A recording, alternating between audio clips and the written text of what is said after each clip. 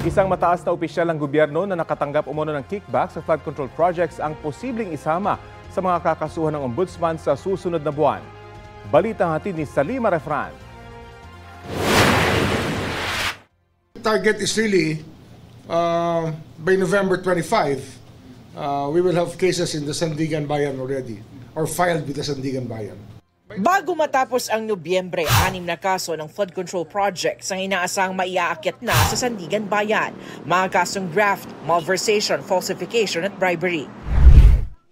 Una, ang substandard umanong 289 million peso flood control project sa Nauhan Oriental, Mindoro na kinontrata sa SunWest Incorporated kung saan founder si dating Ako Bicol Party List Representative Zaldico.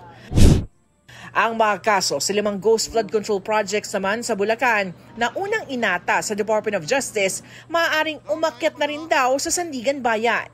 Bukod kasi kina dating District Engineer Henry Alcantara, mga Assistant District Engineers Bryce Hernandez at JP Mendoza at kontratistang Sally Santos ng Sims Construction, may isang mataas na opisyal daw ang napag-alamang kasama rin sa kickback sa mga proyekto. 3 of them involves a higher official.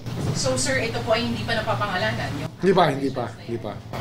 Sir, pwede na po ba? Sa indictment na, we'd rather that it ready when we file the case that we name the official. Regarding dun sa officials, may mga sabi nga higher officials including senators?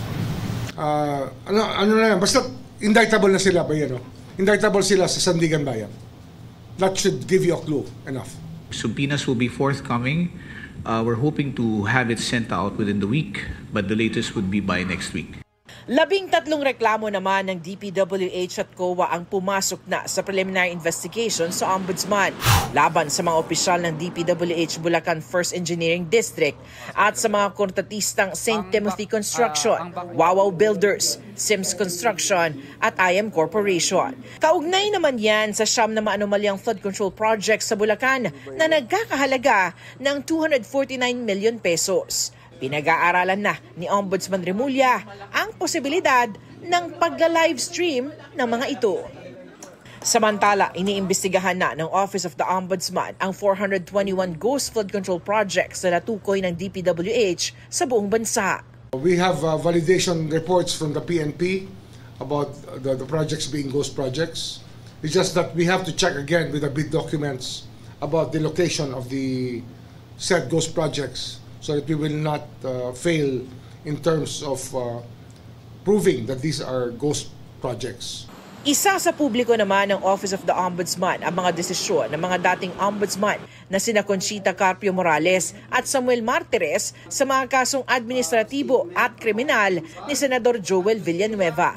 Pag-aaralan rin ni Ombudsman Remulla ang pagsasapubliko ng mga desisyon ng Office of the Ombudsman. Salima Refran, nagbabalita para sa GMA Integrated News.